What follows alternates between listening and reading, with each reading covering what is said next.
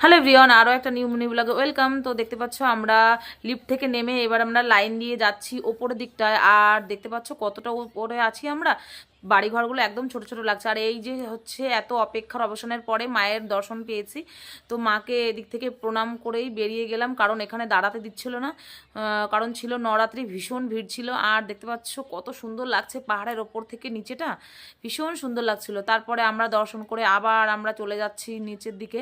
তো এবার আমার বর আমাদের সঙ্গে আসেনি, কারণ ওর ভীষণ ভয় ভয় পাচ্ছিল, সেই কারণে ও হেঁটে নেমে গেছে আর আমরা এদিকে যাচ্ছি।